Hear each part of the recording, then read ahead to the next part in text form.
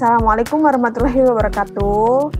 Kami dari kelompok 30 dari Praktikum Simulasi Sistem Industri bakal jelasin studi kasus dari tugas besar kita.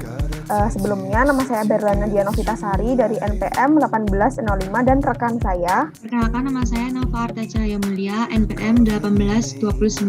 Nah, kali ini saya bakal jelasin studi kasus dari PowerPoint yang telah kami buat. Dari tujuan studi kasus tersebut yaitu menerapkan simulasi sistem dinamis dengan menggunakan software Vensim untuk mengurangi tingkat kepadatan dari kota Surabaya. Penelitian ini bertujuan untuk mengurangi tingkat kemacetan yang sering kali terjadi di kota Surabaya dengan mengaplikasikan simulasi dinamis dengan software Vensim untuk mengetahui faktor apa saja yang mempengaruhi tingkat kemacetan yang terjadi di kota Surabaya. Dari pembuatan diagram kaustik sampai dengan skenario yang akan dibuat menyesuaikan dengan potensi-potensi kota Surabaya yang akan mengedepankan implementasi menuju smart city dan masyarakat yang lebih memiliki wawasan luas tentang teknologi kota yang bermanfaat. Ya, jadi di sini tuh ada causal loop diagram. Nanti aku bakal jelasin cara pembuatannya itu gimana. Oke, jadi untuk yang pertama kita udah buka aplikasi Vensimnya. Lalu kita klik new model. Initial time ini waktu mulainya yaitu tahun 2018. Untuk waktu selesainya itu di tahun 2025. Time stepnya 1 karena kita per 1 tahun. Unit for time-nya kita ganti year. Lalu kita klik OK. Untuk permasalahan studi kasus tugas besar kami yaitu kan kemacetan. Jadi yang pertama kita buat variabelnya dulu.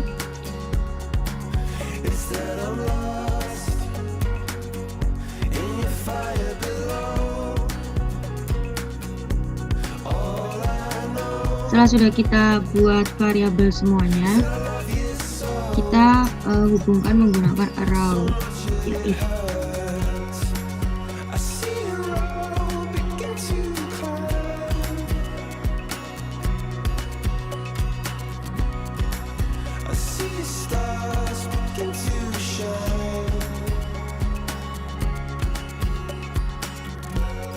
Lalu sekarang kita tentukan hubungan polaritinya.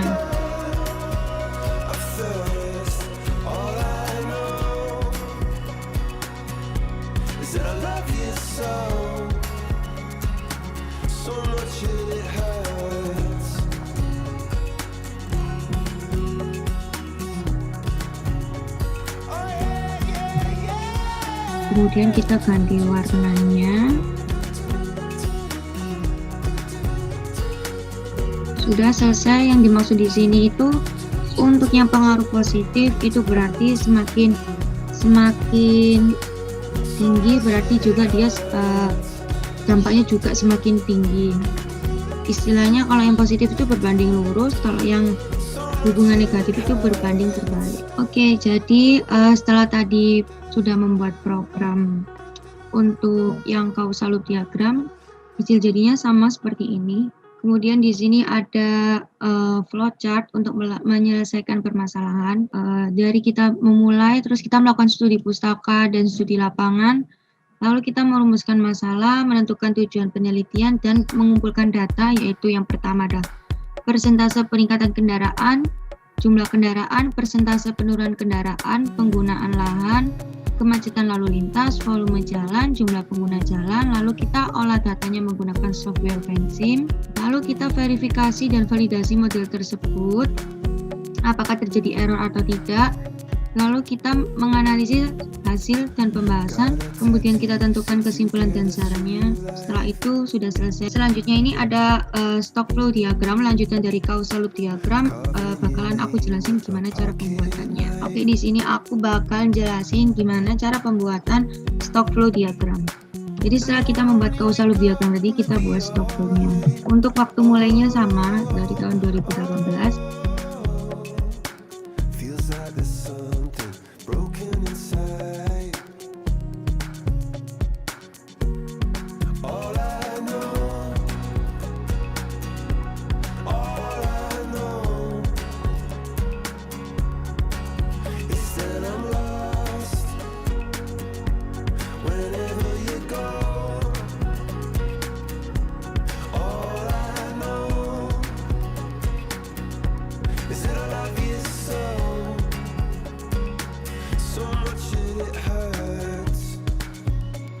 Nah, lalu di sini kita mengisi semua equation-nya.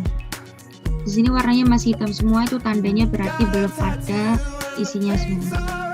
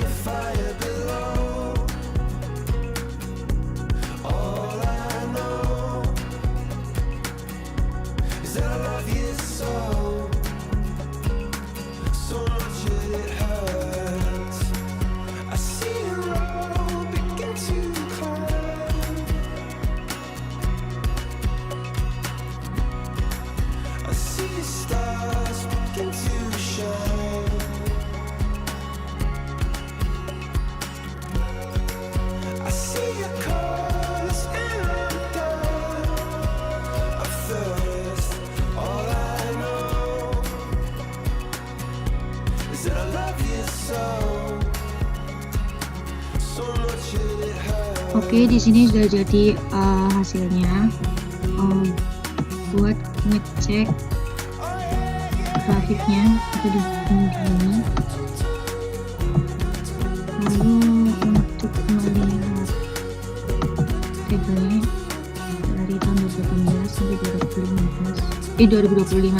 Oke, jadi ini hasil stock flow diagram yang sama dengan yang ada di program Pensim. Nah, ini untuk grafiknya buat kita lihat hubungan antara jumlah kendaraan dan kemacetan lalu lintas. Ini untuk table plate-nya bisa dilihat, jadi semua variabel tadi masuk di dalam sini. Ini untuk rumus mencari kemacetan lalu lintas.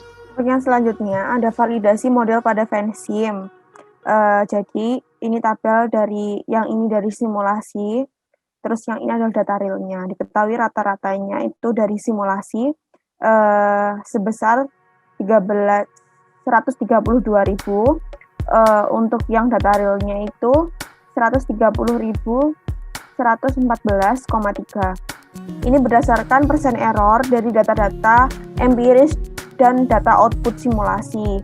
Untuk E1-nya itu, S itu yang dari program atau yang dari simulasi, dan untuk yang A itu dari data realnya. Jadi kalau S1 itu dari rata-ratanya didapatkan 1,4%. Untuk yang E2-nya itu dari standar deviasi. Jadi kalau SS itu standar deviasi dari simulasinya, kalau SA itu dari data yang realnya, dari standar deviasi, didapatkan 1,6%. Untuk selanjutnya ada analisa output. Dari Pensim, dari hasil output yang didapat diketahui pada tahun 2019 total kemacetan sebesar 38.500, 2020 sebesar 68.000, pada tahun 2021 sebesar 98.500, pada tahun 2022 sebesar 130.000, untuk tahun 2023 sebesar 162.500, untuk yang tahun 2024 sebesar 196.000, dan untuk tahun 2025 sebesar 230.500. Jadi akibatnya berdasarkan output simulasi model menggunakan Pensim dapat diketahui bahwa kemacetan lalu lintas berbanding lurus dengan jumlah kendaraan. Jadi apabila kendaraan semakin banyak, maka semakin banyak pula tingkat kemacetan lalu lintas. Hal tersebut dikarenakan apabila jumlah kendaraan meningkat, maka jumlah kemacetan lalu lintas yang terjadi juga meningkat.